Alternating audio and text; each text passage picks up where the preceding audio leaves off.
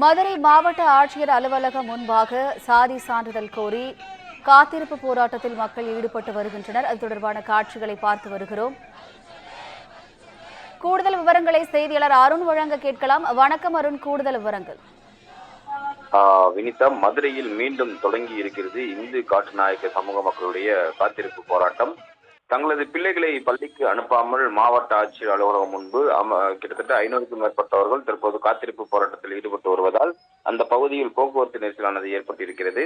மதுரை மாவட்டம் சத்தியமூர்த்தி நகர் பகுதியில் 250க்கும் மேற்பட்ட இந்து காட்டுநாயக்க சமுதாயத்தைச் சேர்ந்த குடும்பத்தினர் வசித்து வரக்கூடிய நிலையில் தங்களுடைய பிள்ளைகளுக்கு எஸ்டி இந்து காட்டுநாயக்கன் சாதி சான்றிதழ் வழங்க கோரி 500க்கும் மேற்பட்டவர்கள் பள்ளி கல்லூரி மாணவர்கள் என கடந்த ஆண்டு நவம்பர் மாதம் 15 நாட்களுக்கு மேலாக தங்களது பள்ளி மற்றும் கல்லூரிக்கு செல்லாமல் புறக்கணிப்பு போராட்டத்தில் ஈடுபட்டு பறவை பகுதியில் போராட்டத்தில் ஈடுபட்டு வந்தார்கள். இந்த நிலையில் அமைச்சர் மூர்த்தி தலைமையில் பேச்சுவார்த்தை நடத்தப்பட்டு சாதி சான்றிதழ் தொடர்பாக குழு அமைக்கப்படும் என கூறப்பட்ட நிலையில் இதுவரை அதற்கான சாதி சான்றிதழ் வழங்க நடவடிக்கை எடுக்கப்படவில்லை என கூறி மீண்டும் மதுரை சத்தியமூர்த்தி நகரைச் சேர்ந்த ஏராளமான இந்து காட்டுநாயக்கன் சமூகத்தைச் சேர்ந்த குடும்பத்தினர் தங்களது பிள்ளைகளை பள்ளி மற்றும் கல்லூரிக்கு அனுப்பாமல் மதுரை மாவட்டம் ஆட்சியர் அலுவலகம் முன்பாக தற்போது காத்திருப்பு போராட்டத்தில் ஈடுபட்டிருக்கிறார்கள்.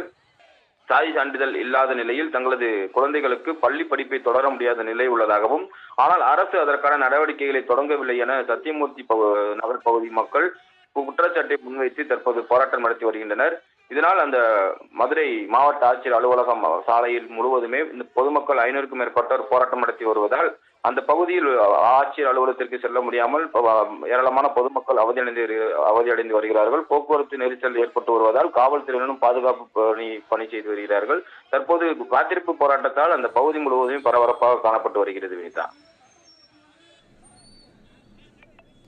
விவரங்களுக்கு நன்றி அருண்.